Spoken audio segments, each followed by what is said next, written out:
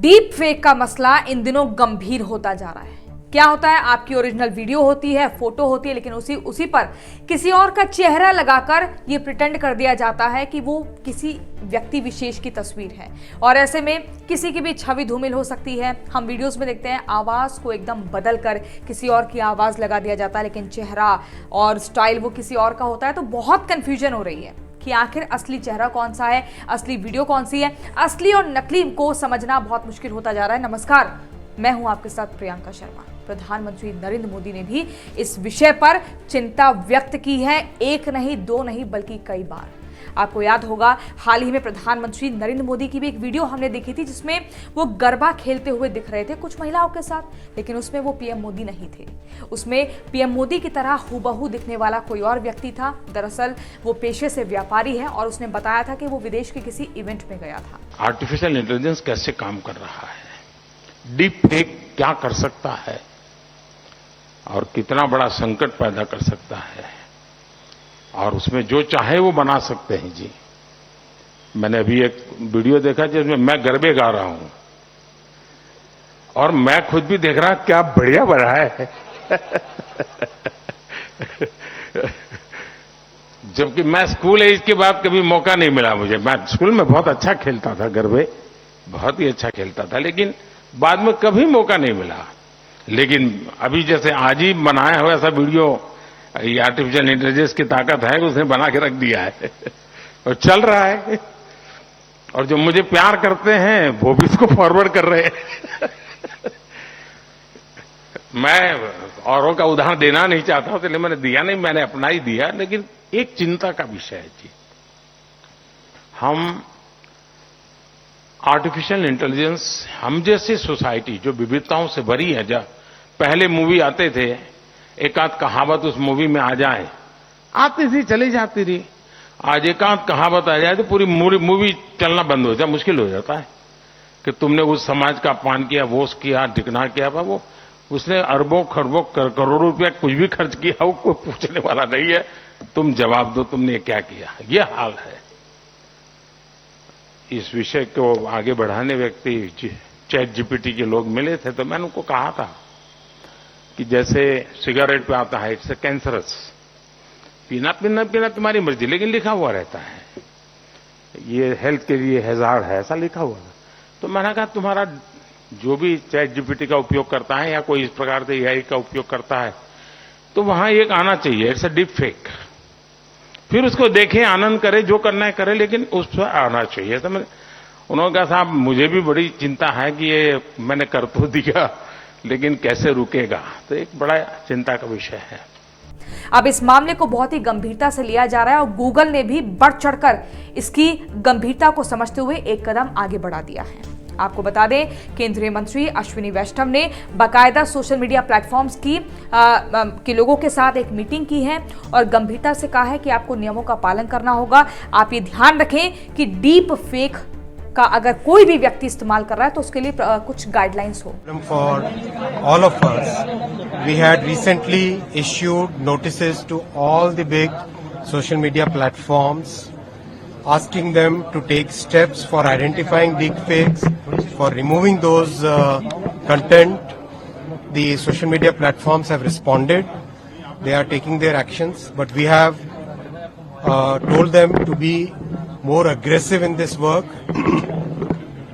Also, we must notice that the safe harbor clause, which most of the social media platforms have been enjoying, that doesn't apply if the platforms do not take adequate steps for removing deep fakes from their platforms. Thank you. साथ ही इसमें राजीव चंद्रशेखर की जब हम बात करते हैं तो उन्होंने तो एकदम सख्ती से गाइडलाइंस जारी कर दी है कि जो भी इस तरीके से किसी की छवि खराब करता हुआ पाया जाएगा तो सख्त कार्रवाई होगी।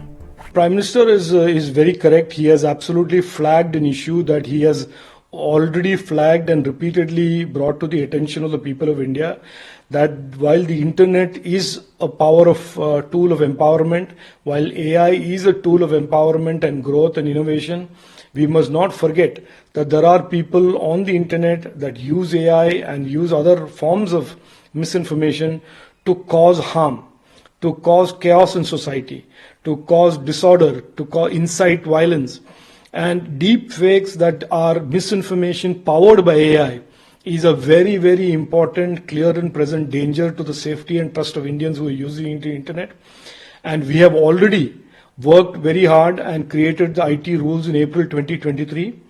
And we will continue to create a framework, including but not limited to, if necessary, new legislation to ensure that deep fakes or misinformation at large do not pose a threat, do not pose any challenge to the safety and trust of the 1.2 billion Indians who will be on the Indian internet. आपको बता दें अब Google क्या कर रहा है। Google ने बोल दिया है कि एम्बेडेड वाटरमार्क का इस्तेमाल होगा और साथ ही ये भी बोला गया है कि मेटा डेटा लेबलिंग जैसे सिस्टम का भी उपयोग किया जाएगा। गूगल ने क्रिएटर्स की जो प्लेटफॉर्म है जिसमें मुख्य तौर पर हम YouTube की बात कर रहे हैं, उन्होंने कहा कि भाई YouTube पे जितने भी क्रिएटर्स हैं जो अपना कंटेंट लाते हैं उनको ये डिस्क्रिप्शन में लिखना होगा कि वो डीप फेक टेक्नोलॉजी का इस्तेमाल कर रहे हैं। आप आर्टिफिशियल इंटेलिजेंस के जरिए डीप फेक का इस्तेमाल एक नहीं दो नहीं बल्कि अनेकों बार कर रहे हैं। किसी के भी शरीर पर किसी का भी चेहरा आप लगा देते हैं, किसी की भी वीडियोस पे आप किसी की आवाज लगा देते हैं, वो कुछ और नकली आवाज से बोल रहा है तो संदेश गलत जा रहा है। कंफ्यूजन बहुत ज्यादा बढ़ रही है, छवि सबसे ज्यादा खराब होने का डर बना हुआ है। तो अब ऐसे में इन नियमों का ख्याल रखा जाएगा, गूगल की भी नजर लगातार बनी रहेगी और YouTube भी इसमें पूरी तरीके से अब अलर्ट मोड पर है। कोई भी कंटेंट आर्टिफिशियल इंटेलिजेंस के इस्तेमाल के द्वारा अगर अपलोड किया जाएगा तो उसमें कुछ गाइडलाइंस है जिसका अब आपको ध्यान रखना होगा, तभी आपका वो कंटेंट स्वीकार किया जाएगा। और बाकायदा आपको लिखना भी होगा नीचे नोट में कि हमने डीप फेक टेक्नोलॉजी का इस्तेमाल किया है, हमने नकली चेहरों का इस्तेमाल किया है, नकली आवाज लगाई है, नकली चाल ढाल डायलॉग बोलने का जो भी आपने तकनीक इस्तेमाल की है उसके बारे में आपको लिखित में वहां पर गाइडलाइंस का फॉलो करना होगा और बताना भी होगा। तो मुझे लगता है कि गूगल की तरफ से ये बहुत ही बेहतरीन कदम उठाया जा रहा है। धीरे धीरे जो डर डीप फेक का बना हुआ था इससे कहीं ना कहीं हम बाहर आ पाएंगे और मुझे लगता है कि इसमें अगर प्रधानमंत्री नरेंद्र मोदी ने अपनी सक्रियता नहीं दिखाई होती, इस पर गंभीरता से अपने विचार नहीं रखे होते तो शायद अभी तक इस मसले पर कोई भी ध्यान ना दे रहा होता। आपने देखा होगा हाल ही में रश्मिका मंदाना की भी एक वीडियो सामने आई थी जिसमें एक लड़की जो कि विदेशी नागरिक है, वो लड़की आ रही है अपने वर्कआउट करके पूरा करके आ रही है और उसने एकदम अतरंगी कपड़े पहने हुए थे लेकिन उसमें चेहरा रश्मिका मंदाना का लगा दिया, जिसमें उसने खुद एक नोट लिखा और लिखा कि अगर वो स्कूल के दिनों में होती तो इस मसले को कभी उजागर ही नहीं कर पाती और उनकी छवि कितनी खराब हो जाती। एक्टर विवेक ओबरॉय ने भी हाल ही में अभी कहा था कि इससे हमारे देश की सुरक्षा को भी खतरा। आप सोचिए कि प्रधानमंत्री नरेंद्र मोदी का कोई भी चेहरा लगा देगा और पीछे से आवाज या तो मोदी जी की ही कोई फिल्टर करके लगा देगा या फिर जो अपने मन की नफरत किसी देश के प्रति दिखाना चाहता है वो मोदी जी की आवाज निकालकर डीपफेक टेक्नोलॉजी के जरिए वहां तक पहुंचाकर ये कहीं ना कहीं देश की खतरा के साथ सुरक्षा के साथ भी बहुत बड़ा खतरा है। डीप फेक बहुत डेंजरस चीज है। मिस इन्फॉर्मेशन जिस तरह से आप स्प्रेड कर सकते हैं, आपका अगर कोई दुश्मन है, कोई देश है जो आपकी तबाही करना चाहता है तो वो सारे डीप फेक में इन्वेस्ट करके आपके यहाँ अनरेस्ट क्रिएट कर सकते। अमिताभ बच्चन ने भी हाल ही में इस मामले पर अपनी गंभीरता व्यक्त की थी कि बॉलीवुड सबसे ज्यादा डरा हुआ है क्योंकि आमूमन हम देखते हैं कि एक्टर्स के बीच में वैसे ही विवाद बढ़ते रहते हैं लेकिन यहाँ पर छवि खराब करने का प्रयास बहुत ज्यादा इस टेक्नोलॉजी के माध्यम से हो रहा है। आप सोचिए कोई भी व्यक्ति अतरंगी कपड़ों में होता है, वहाँ महिलाओं का किसी का भी चेहरा वो लगा देते हैं। स्पेशली देखिए महिलाओं को डर लगा हुआ है, वो बॉलीवुड की ही बात नहीं है, वो आप किसी भी तरह से देख लीजिए, महिलाओं की छवि इसमें सबसे ज्यादा प्रभावित हो सकती है। इसके अलावा देश की सुरक्षा में यहाँ पर खलल पड़ सकता है और राजीव चंद्रशेखर जो कि हमारे केंद्रीय मंत्री हैं, उन्होंने कहा कि अगर जरूरत पड़ी तो हम सख्ती से कानून बनाएंगे और कानून के नियमों की जो अवहेलना करेगा उसको फिर सजा भुगतनी पड़ेगी।